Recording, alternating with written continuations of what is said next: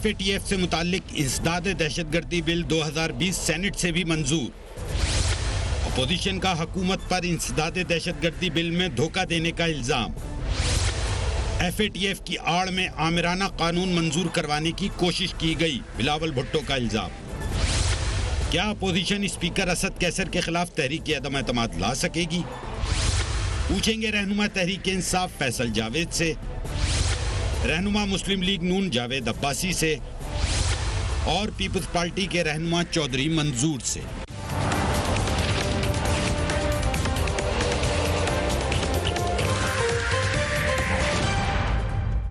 And very warm welcome to the show. हुकूमत को आज कानून साजी में एक अहम कामयाबी हासिल हुई है। ज़रूरत भी थी इस किस्म की कामयाबी की, क्योंकि पार्लियामेंट्री जो प्रोसीडिंग्स हैं उसके हवाले से हुकूमत को बार बार इल्ज़ाम दिया जाता था। हुआ ये कि सेनेट ने इंसदाद दहशतगर्दी एक्ट तरमीमी बिल 2020 और अक़वाम मुत्तहिदा सलामती काउंसिल एक्ट में तरमीम का बिल मंजूर कर लिया है। पीपल्स पार्टी और मुस्लिम लीग नून ने भी इस कानून की हिमायत की। इस पर वज़ीर ख़ारजा शाह महमूद कुरैशी ने अपोजिशन जमातों का शुक्रिया भी अदा किया। इस कानून पर एक निगाह डालते हैं, लेकिन लेट मी रिमाइंड यू कि कल तक फॉरेन मिनिस्टर शाह महमूद कुरैशी साहब इस बात पर परेशान नजर आ रहे थे कि उनको अपोजिशन ब्लैकमेल करी है। वो बार बार ये बात कह रहे थे कि we will not be blackmailed. आज वो खुश नजर आ रहे थे। सो लग रहा है कि मामलात इस हवाले से बड़ी हद तक बेहतर हुए हैं। क्या है मुसवदा? वो कुछ यूँ हैं। FATF अहदाफ की रोशनी में इंसदाद दहशतगर्दी एक्ट और ताज़ीज़ात पाकिस्तान में तरमीम मुतारिफ कराई गई हैं। दहशतगर्दों को किसी भी तरह की मुआवनत पर किसी शख्स या इदारे के खिलाफ सख्त कार्रवाई की जाएगी। भारी जुर्माने के साथ जायदादें भी मुंजमद होंगी। मुश्तबा दहशतगर्दों की फहरस्त में शामिल अफराद के असलहा लाइसेंस मनसूख होंगे। ऐसे अफराद को कोई शख्स या इदारा कर्जा नहीं दे सकेगा। मुश्तबा दहशतगर्दों को कर्ज देने वाले अशखास को 2.5 करोड़ रुपए, जबकि कर्ज देने वाले इदारे को 5 करोड़ रुपए का जुर्माना होगा। पीपल्स पार्टी और मुस्लिम लीग नून ने हुकूमत पर इंसदाद दहशतगर्दी बिल में धोखाधड़ी का इल्ज़ाम भी लगाया। इस हवाले से साबिक़ वज़ीर आज़म शाहिद खाकान अब्बासी ने क्या कहा था, लेट्स वॉच हिम। हुकूमत FATF की आड़ में एक तीसरा बिल भी पास कराना चाहती थी, जो पाकिस्तान की तारीख का सबसे खौफनाक बिल था, जिसका ना आज तक ये पता चल सका कि बनाया किसने है, और ख़ुद कहा कि बाद में कि जी ये FATF का हिस्सा नहीं है। तो ये धोखाधड़ी, ये धांधली, ये इस हुकूमत का खासा है। जबकि बिलावल भुट्टो का कहना था कि FATF की आड़ में आमराना कानून मंजूर करवाने की कोशिश की गई। कल शहरी रहमान साहबा जब हमारे प्रोग्राम में थी तो उन्होंने भी इस हवाले से बात किया था। ये भी बात की बिलावल भुट्टो ने कि ये पता किया जाए, मालूम किया जाए कि कानून असल में किसने बनाया है। Let's watch Bilawal Bhutto. फातिफ का नाम लेके इस हुकूमत को इस किस्म के इख्तियारात थे कि वो पाकिस्तान के शहरी को 6 महीने के लिए किसी एक ब्यूरोक्रेट के कहने पे एक मिसिंग पर्सन बना सकते हैं, तो मैं कभी ये इजाजत नहीं दे सकता। जैसे कि मैंने कहा कि कल जिस वक्त शहरी रहमान साहबा हमारे प्रोग्राम में थी, जब उनसे ये सवाल पूछा, क्योंकि बार बार ये तासुर था, बल्कि तासुर क्या था, खुलकर गवर्नमेंट ये इतराज़ कर रही थी कि नैब के साथ मशरूत कर दिया FATF को, जो कि सिक्योरिटी इशू है, ऐसा नहीं करना चाहिए था। शहरी रहमान साहबा ने भी कहा कि FATF का मामला नेशनल सिक्योरिटी का है, नेशनल इंटरेस्ट है, हम सब इस पर मुत्तफिक हैं, लेकिन गवर्नमेंट इसकी आड़ में एक ड्रैकोनियन लॉ लेकर आ रही थी, जिसमें कई दिनों तक लोगों ने मिसिंग हो जाना था, इंटीरियर सेक्रेटरी को बहुत ज़्यादा पावर मिल जानी थी, वगैरह वगैरह। फैसल जावेद साहब, thank you so much for being on the program. And क्योंकि सेनेट का मामला है, क्या आप समझते हैं कि आपको खुशाइंद लगा कि आज आपके 2 बिल मंजूर हो गए, या आप अभी भी ये बात कहेंगे, क्योंकि एक दिन पहले तक शाह साहब कहते कि हमें ब्लैकमेल किया जा रहा है? जी अस्सलाम वालेकुम। वालेकुम सलाम। कैसी हैं आप? ठीक ठाक हैं? Thank you so much. अभी पहुंचा हूं और आपने क्वेश्चन अच्छा किया है, क्योंकि ये अपोजिशन खुद आपने इनकी तकरीरें सुन लें। आज की बात नहीं है कि एक तो कल आपने तकरीर सुनी होंगी नेशनल असेंबली में, उससे पहले से लेके पहले दिन से जब प्राइम मिनिस्टर इमरान खान अपना पहला खिताब कर रहे थे पार्लियामेंट में, ये शोर शराबा कर रहे थे कि गवर्नमेंट फेल हो गई है और करप्शन और मनी लॉन्ड्रिंग के पे जो इनके केसेस हैं उनसे बचने के लिए इन्होंने घंटों पे मबनी पार्लियामेंट का फोरम इस्तेमाल करते हुए शख्सियात के तकरीर करते रहे, घंटों पे मबनी करते रहे। वहाँ से इनकी ब्लैकमेलिंग बेसिकली शुरू हुई है। और साथ में ये कहते रहे एनआरओ कौन मांग रहा है, इमरान खान किस एनआरओ की बात कर रहे हैं। नेशनल असेंबली में इन्होंने किया, इन्होंने हमारा जो जॉइंट सेशन हमने बुलाया जो कश्मीर के ऊपर, उसको इन्होंने एक्सप्लॉइट किया। इन्होंने कश्मीर कॉज जो हमारा पूरा चल रहा था वो कंटेनर लेकर के कश्मीर कॉज को इन्होंने पीछे कर दिया। और हर लिहाज से इन्होंने जो है कंट्रोवर्शियल बनाने की कोशिश की कोरोना वायरस के ऊपर, जो पाकिस्तान ने इमरान खान साहब का जो एक इम्प्लीमेंटेशन और विजन था, जो उन्होंने पहले दिन बात की, कंसिस्टेंट रहे। दुनिया ने जिसकी तारीफ़ की है कि इमरान खान ने कोरोना को भी कंट्रोल किया है और साथ में हंगर अफलास को भी कंट्रोल किया, तो उसको भी एक कंट्रोवर्शियल। तो हर लिहाज से ये ब्लैकमेलिंग मुल्की इश्यूज़ के ऊपर भी, सिर्फ किस लिए कि किसी तरह से समझौता हो जाए, हमारी बात ये मान जाएं और इनको एनआरओ मिल जाए। वो एनआरओ कहते हैं, एनआरओ कहाँ है, ये है पूरा वो एनआरओ जी। एक चीज़ है इसमें, ये है वो डॉक्यूमेंट जिसमें इन्होंने डिमांड्स की हैं। ये एनआरओ है कि हमें एनआरओ दें, ये पूरी उसकी डिटेल है।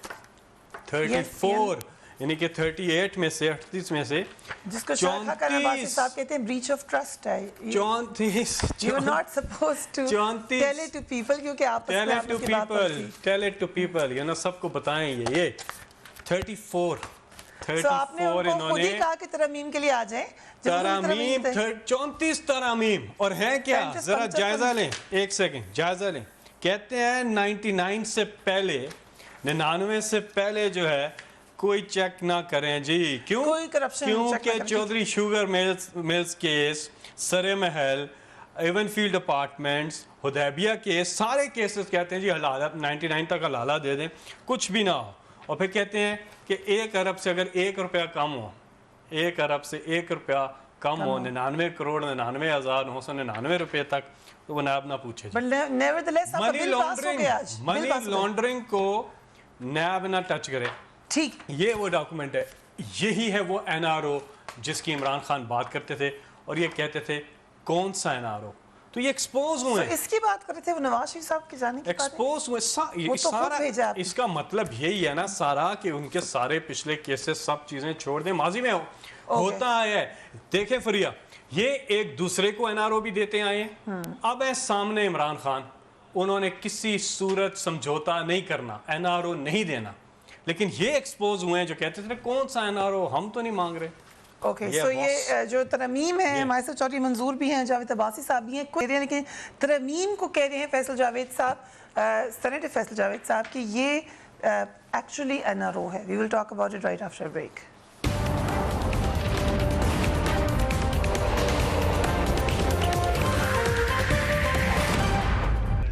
And welcome back. Faisal Javed साहब ने वक्फे पे जाने से पहले कहा कि एनआरओ मांग रही थी, ऑपोजिशन मांग रही है, साबित हो गया है, और ये डॉक्यूमेंट भी उन्होंने दिखाई। जावेद अब्बासी साहब, ख़ास तौर पे 99 का भी जो जिक्र है वो उन्होंने ख़ास तौर पे कहा कि वो शायद उसका फ़ायदा PMLN की लीडरशिप को होता है। एंड जावेद अब्बासी साहब हमारे साथ मौजूद नहीं है इस वक्त, उससे दोबारा रब्ता करते हैं। चौधरी मंजूर, आई कम टू यू। कल तक शाह साहब कह रहे थे कि हमें ब्लैकमेल किया जा रहा है, आज वो काफ़ी कॉन्फिडेंट नज़र आए। आपको क्या लगता है कि मामला बैकग्राउंड में कुछ तय हुए हैं या गवर्नमेंट को ऐसे ही लग रहा था कि आप ब्लैकमेल कर रहे हैं? अच्छा देखिए अलमिया, इनका ये है कि ये सिर्फ नैरेटिव की जंग लड़ रहे हैं। इनको इस मुल्क के अंदर ये मुल्क डूब जाए, लोग मर जाए महंगाई में, इंटरनेशनली कश्मीर चला जाए, जो मर्जी हो जाए, इन्हें इसकी कोई परवाह नहीं है कि इस मुल्क के साथ क्या हो रहा है, क्या होने वाला है। बस इन्हें सिर्फ ये है कि वो आते हैं, आज अभी ताज़ा उन्होंने टीका लगाया कि बस आपने नैरेटिव की जंग जीतनी, बाकी बेशक जो मर्जी हो जाए इस मुल्क के अंदर, महंगाई से लोग मर जाए, जो मर्जी हो जाए, इनको इस बात की कोई फिक्र नहीं है।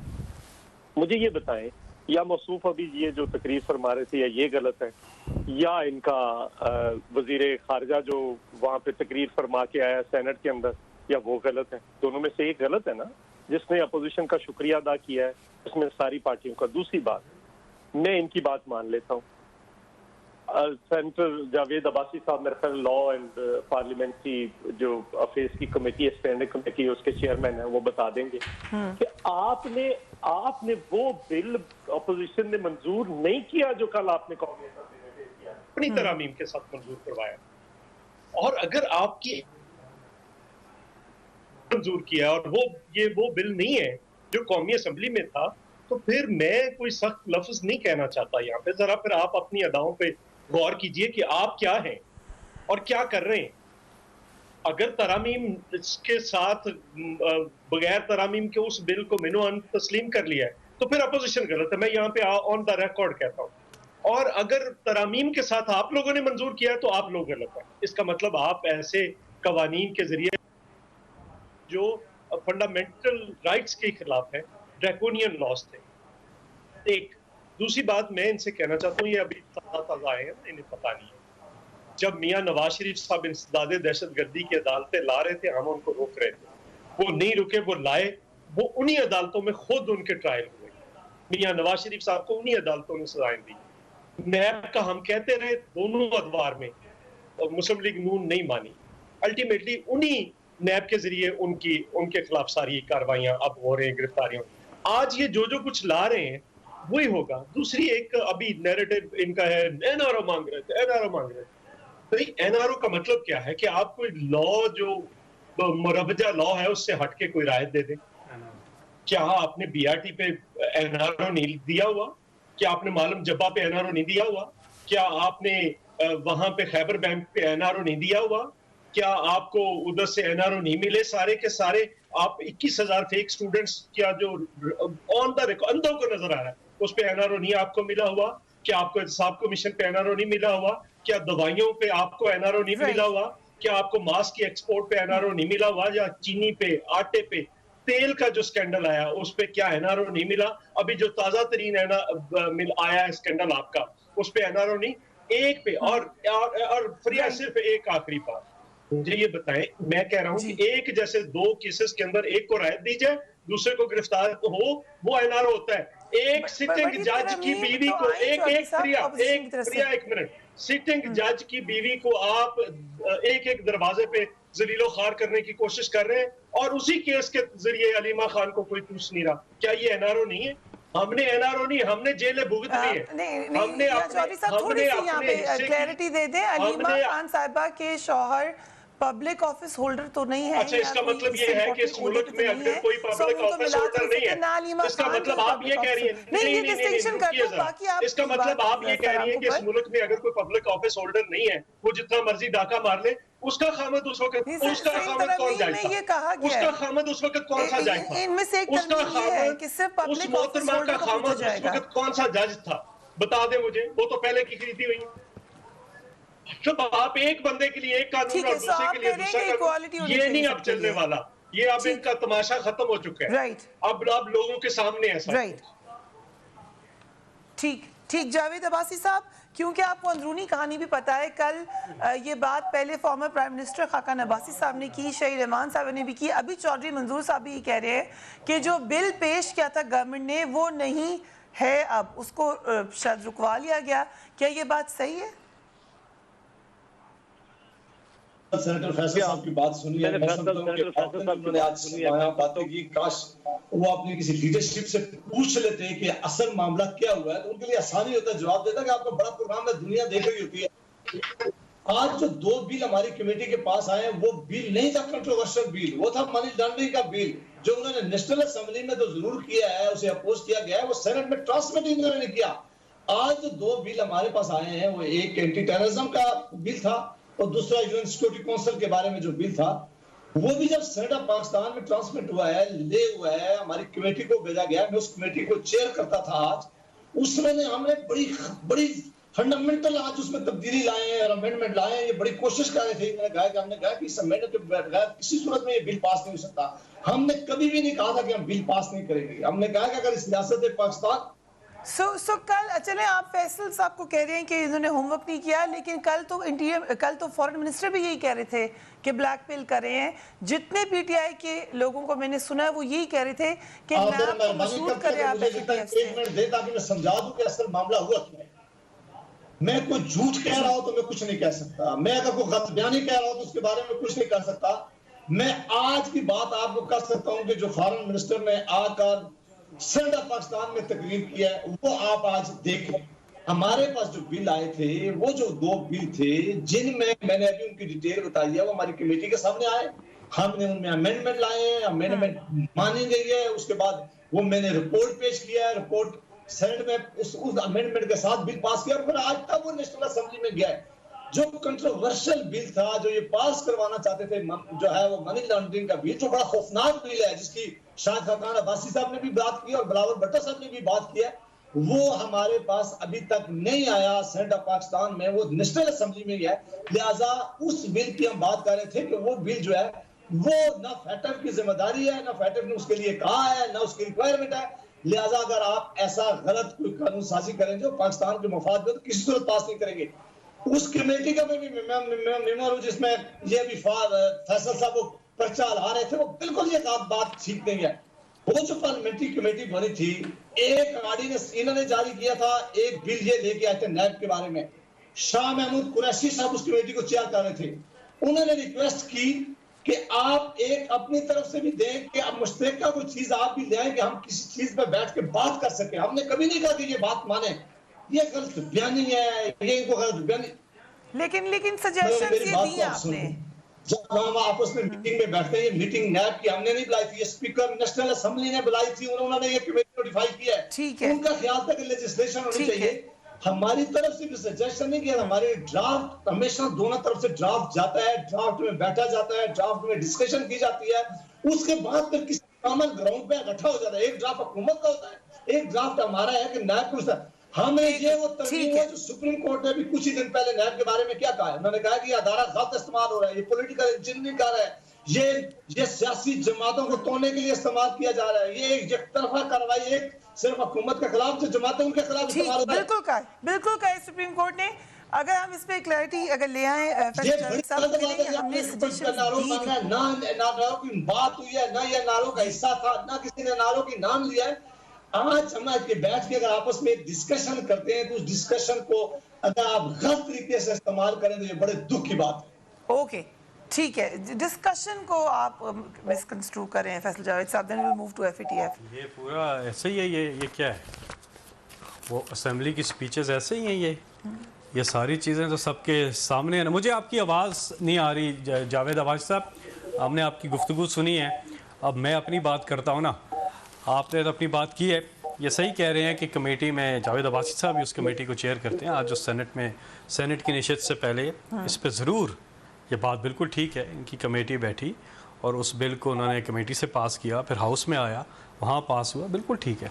हम तो बात कर रहे हैं ये पूरा जो 7 पैरेलल चलाते रहे हैं, एक दिन पहले ही कमेटी में ये देखें नैब में जो इन्होंने तारामीम, वो जो मैं जिक्र कर भी चुका हूँ, 34 तारामीम प्रपोज की आउट ऑफ 38, 34। नहीं जी, ये कैसे हो सकता है? ये देखें ना, ये तारामीम है पर्सन स्पेसिफिक, कानून साजी होती है अवाम के मफाद में, पब्लिक इंटरेस्ट के लिए, पर्सन स्पेसिफिक नहीं होती कि हर तरमीम के पीछे एक इनका चोर बचता है, एक इनका मनी लॉन्ड्रिंग करने वाला बचता है, एक इनका करप्शन करने वाला, हर तरमीम के पीछे अपने बंदों को ये बचा रहे हैं। तो इसके साथ इस तरह कानून साजी नहीं होती। कानून साजी पब्लिक इंटरेस्ट पे होती है, पब्लिक पर्सन स्पेसिफिक कानून साजी नहीं होती। वो मैं आपको फहरिस्त भी प्रोग्राम के पहले हाफ में गिनवा चुका हूँ कि क्या क्या ये चीज़ें चाहते हैं, वो चीज़ें एक्सेप्टेबल नहीं हो सकती। इस तरह यह है कि आप सारी जेलें खोल दें इनके लिए, चोरों के लिए, उनको कहें बाहर निकल जाएं, आप जेलों में नहीं है, इनकी सारी जेलें खोल दें, और आम आदमी के लिए जेलें और इनके लिए वेलें, ये दिस इज़ नॉट एक्सेप्टेबल ना। यही तो हमारे मुल्क का सबसे बड़ा प्रॉब्लम रहा है। और ये एक और पब्लिक ऑफिस की बात कर रहे थे, कहते हैं आज़ाद कर दें MNAs को, बाकी कमेटी वालों को, सबको आज़ाद कर दें। ये इनकी जो डेफिनेशन एसेट्स का कहते हैं, बाहर वाले एसेट्स नहीं, एसेट्स की डेफिनेशन में आएंगे। जो पाकिस्तान के अंदर एसेट्स हैं वही आएंगे। अरबों रुपये की जायदादें बाहर बना दी, टीटियाँ ओमनियों के थ्रू, टीटियों के थ्रू, सरे महल, एवनफील्ड अपार्टमेंट, बाय बैरून मुल्क जायदादें बढ़ा दी, सब कुछ बाहर कर दिया। वो कहते हैं उसको उस पर कोई चेक ही ना हो। तो इस तरह से चीज़ें नहीं होती। ये बात ज़रूर है कि हमें पाकिस्तान के इंटरेस्ट के लिए कानून साजी करनी चाहिए। अगर हम ये बड़ा सीरियस, बिल्कुल, और इस पर ठीक हो गया, अच्छी बात है ये, अच्छी देखिए कंस्ट्रक्टिव ऑपोजिशन होनी चाहिए। और तामीरी, हाँ, कंस्ट्रक्टिव ऑपोजिशन, तामीरी ऑपोजिशन ये है कि जहाँ गवर्नमेंट आप समझते हैं कि गलत जाए उसकी तस्हीह करें, जहाँ ठीक जाए उसका साथ दें। अब हम यहाँ ठीक, यानी कि ये जो लेजिस्लेशन है ये इंतहाई ज़रूरी है पाकिस्तान के लिए, और अच्छा किया इन्होंने, बिल्कुल जावेद बादशाह ने किया वो जो कह रहे हैं, अच्छा किया इन्होंने। लेकिन बात ये है कि आगे से भी अगर आप एनआरओ कौन सा एनआरओ, मैं तो उस पर बात कर रहा हूँ, मैं तो कह रहा हूँ, क्लियरली कह रहा हूँ, ये है वो एनआरओ जिसका हम खान जिक्र करते हैं। ये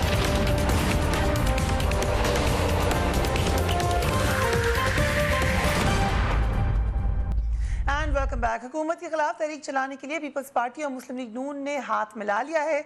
बिलावल भुट्टो तो ये भी कहते हैं कि शहबाज शरीफ इनकलाब की क़यादत करें, मगर लगता है कि शहबाज शरीफ ये बोझ उठाने से कुछ हिचकिचा रहे हैं। मुस्लिम लीग नून गुज़िश्ता 2 साल से हुकूमत के खिलाफ कोई भी तहरीक चलाने के से लग ये रहा है कि इज्तनाब कर रही है, बचने की कोशिश कर रही है। दूसरी तरफ जो बहुत ज़्यादा कोट एंड कोट अहम है वो मरीम नवाज शरीफ साहिबा की खामोशी है। ज़मानत पर रहाई के बाद मिस्टीरियस अंदाज में वो खामोश हैं, उससे पहले वो बिल्कुल खामोश नहीं थी। उनके यूँ चुप रहने पर हर कोई सवाल कर रहा है। एक जानिब तो हुकूमत के खिलाफ तहरीक चलाने की तैयारी हो रही है, मगर मरीम नवाज कोई बयान देने के लिए तैयार नहीं है, कोई बहुत ज़्यादा पावरफुल स्ट्रैटेजी भी नज़र नहीं आ रही। यही सवाल जब आज बिलावल भुट्टो से पूछा गया तो उन्होंने क्या कहा, लेट्स वॉच हिम। उन पे क्या प्रेशर है, तो मैं समझता हूँ कि ये नून लीग का जो पार्टी प्रेसिडेंट है शहबाज शरीफ है। मैं अभी शहबाज शरीफ से मिलकर आया हूँ, प्रेस कॉन्फ्रेंस भी किया, तो आई थिंक दिस इज़ जो प्रोपेगेंडा और जो चीज़ें चलते हैं उस पर हमें जोर नहीं देना चाहिए, और जो हकीकत है उनको मैं सामने पेश करना। चौधरी मंजूर, क्योंकि कुछ अर्से पहले जब APC हुई थी तो उसमें बिलावल भुट्टो और मरीम नवाज साहिबा की मुलाकात हो रही थी, वो लीड करती नजर आई थी। क्या अब ये एक एक्सेप्टेंस है कि मरीम नवाज नहीं लीड कर रही और शहबाज शरीफ साहब लीड कर रहे हैं, क्योंकि उन्हीं को ऑफर भी की बिलावल भुट्टो साहब ने कि आपको हमें लीड करना चाहिए?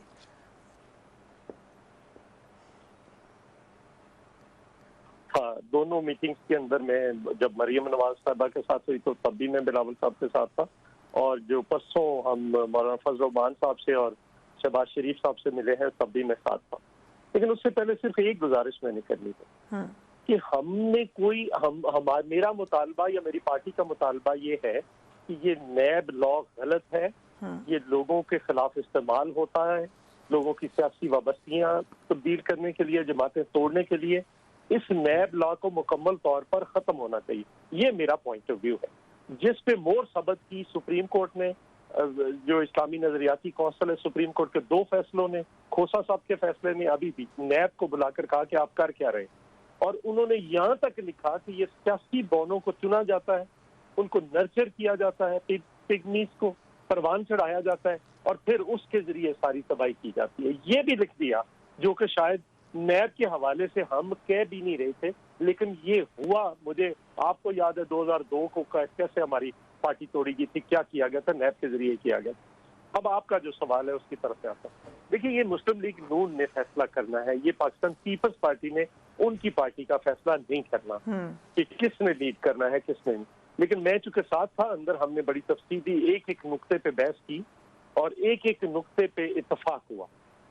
अब हमारी रैबर कमेटी मिल रही है, जिसके अंदर रैबर कमेटी प्लस उसको कह ले, क्योंकि उसमें सिर्फ पहले 2 लोग थे, अब 4, 5 लोग हैं, बाकी जमातों के भी लोग हैं, क्योंकि इसलिए हम कोई चीज ऐसी अनाउंस नहीं करना चाहते। अंदर की बात बताई दें कि जब शहबाज शरीफ साहब ने कहा कि आप लीड करें, नहीं वो तो क्या कहा बिलावल भुट्टो ने उसके बाद? आज़राए तफन्नुन उन्होंने कहा कि अगर पाकिस्तान पीपल्स पार्टी को ये कहा जाएगा बिलावल भुट्टो को कि आप लीड करें तो हम तैयार हैं, हम तो अकेले भी अब लड़ने के लिए तैयार हैं। बट हैरानी नहीं हुई बिलावल भुट्टो को जिस तरीके से शहबाज शरीफ साहब ने फौरन जवाब दिया? नहीं, वो तो आज़राए तफन्नुन उन्होंने मजाक से कहा, लेकिन अंदर जो बात सारी चीजें तय हुई हैं कि ये सारी चीजें ईद के फौरी बाद मिलेगी, रैबर कमेटी मिलेगी, उसमें बाकी जमातों के भी चुके लोग हैं, उनसे मुशावरत करके डेट तय की जाएगी, उसके अंदर एजेंडा, टाइम, वेन्यू, सारा कुछ जो है वो दिन वो तय किया जाए। राइट, जावेद अब्बासी ये सारी चीजें हैं जिनको हमने देखना है, और उसके अंदर बहुत सारी ऐसी चीजें डिस्कस हुई जो शायद मैं आपके साथ शेयर ना कर सकूं, लेकिन आने वाले दिनों में ये बहुत सारी ऐसी चीजें हैं जो होने जा रही हैं, क्योंकि अब लोग इंतजार नहीं कर सकते। मैं एक फिक्रा कह दूं आपके प्रोग्राम में, सनद रहे, अगर अपोजिशन पार्टियों ने अपना रोल अदा न किया तो लोग इस हुकूमत को, इस अजाब को मजीद सहने के लिए तैयार नहीं है। वो खुद ब खुद निकल आएंगे। आज मेरे शहर में चीनी 95 रुपए किलो मिल रही, आप और पेट्रोल की कीमत में मजीद कल इजाफा होने जा रहा है। जावेद अब्बासी साहब, सबसे पहले तो ये कि जैसे कि आज बिलावल भुट्टो साहब ने कहा कि सदर शहबाज शरीफ साहब हैं, मरीम नवाज साहिबा बोलें या ना बोलें, दैट्स रियली नॉट रेलिवेंट। क्या इस तरीके से मरीम नवाज साहिबा का रोल है PMLN में कि वो अब बैकग्राउंड में है? एक अपना अपना रोल है, लेकिन इस पर दूसरी कोई राय नहीं है कि मियां शहबाज शरीफ साहब जो है वो इस वक्त हमारी पार्टी के सदर हैं, वो लीडर ऑफ द अपोजिशन भी हैं, वो इफेक्टिव अपना रोल प्ले कर रहे हैं। वो कोरोना की सूरत हाल थी जब पाकिस्तान में, तो पाकिस्तान में वापस आए, लेकिन बदकिस्मती ये रही है कि तो कोरोना में हम सब कह रहे थे कि सोशल डिस्टेंसिंग भी रखें, और फिर वो कोरोना की मार से उनको खुद भी गुजरना पड़ा। वो अभी इंशाल्लाह जो सेहतमंद होने जा रहे हैं, सेहतमंद हैं, मिले भी हैं, मिलेंगे भी, यहाँ आएंगे भी, और पूरा अपना रोल अदा करेंगे। और ये पार्टी फैसला करती है कि किसी में किस किसने जाना है, किस किसने क्या बात करनी है, किस वक्त किसने लीड करना है, किसने पीछे रह के बात करनी है। तो ये तो पार्टी के अंदर की डिसीजन है। ये बात बिल्कुल चौधरी मंजूर साहब से मैं इत्तेफाक करता हूँ कि हमारा और पीपल्स पार्टी और मौलाना फजल रहमान और बाकी तमाम अपोजिशन जमातों का इत्तेफाक है इस हुकूमत के खिलाफ। जो महंगाई है इस मुल्क के अंदर, जो बेरोजगारी है, जो लोगों बड़े सीरियस मसाइल में है, जो गवर्नेंस के इशू हैं, जो यहाँ पेट्रोलियम की प्राइसेस बढ़ाई गई हैं, जो आटे और चीनी का बहरान पैदा करके जहाँ लूट मार की गई और पैसा कमाया गया है। बट अब्बासी साहब, विद ड्यू रिस्पेक्ट, जिस वक्त मौलाना फजल रहमान सड़क पर निकल आए थे, अभी चौधरी साहब ने भी कहा लोग खुद ही निकल आएंगे, उस वक्त तो ना PMLN निकली, ना पीपल्स पार्टी निकली, उनके साथ ने अकेला। हमने कभी भी नहीं कहा था कि हम धरने में शामिल होंगे। मेरा नहीं ख्याल कि ये बात बहुत दफा होगी कि आपने भी इतने बड़े बड़े शो किए आप उस मामले को दोहराने का। हमने कहा था कि हम आपके पास जो जलसा आप करने हैं हमारी लीडरशिप आएगी, हमारी लीडरशिप ने आकर खिताब किया है, कभी भी धरना।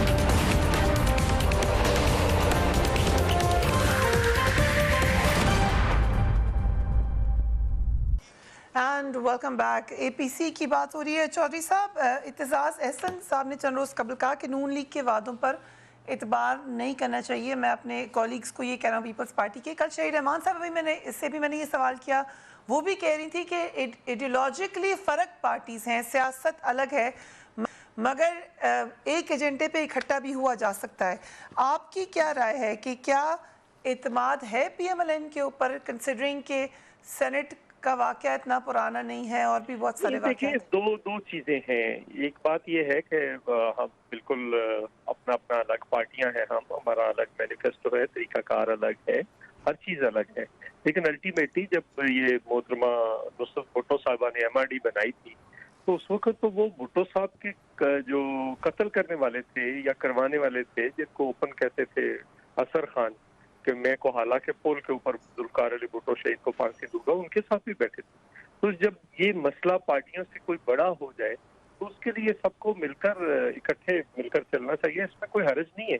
तो जब ये कंसेंसस हो जाएगा, सारी पार्टियां मिलकर, मैं हो सकता है कुछ मांगू, अब्बासी साहब की पार्टी कुछ मांगे, लेकिन जब कंसेंसस हो जाएगा तो फिर सबको उस पर चलना पड़ेगा। राइट। अब्बासी साहब, कंसेंसस ये है कि हुकूमत को जाना है, हुकूमत को जाना है। ये बात बिलावल भुट्टो साहब ने भी की। अब्बासी साहब, अभी आपने कहा कि हम कोई गैर आइनी तरीका नहीं अपनाएंगे। सो आइन के दायरे कार में तो एक दो ऑप्शन ही नज़र आती हैं, नो कॉन्फिडेंस लेकर आए हैं प्राइम मिनिस्टर के खिलाफ, या फिर आप कोई और तरीका आपके जहन में है? देखिए, कई तरीके हो सकते हैं। हुकूमत पर दबाव डाला जाए, वो अर्ली इलेक्शन जो है वो कर सकती है, वोट को कॉन्फिडेंस लाया जा सकता है। इनके इत्तेहादी इनको छोड़ के जा रहे हैं, आवाम का बड़ा प्रेशर है इस वक्त इनके ऊपर कि ये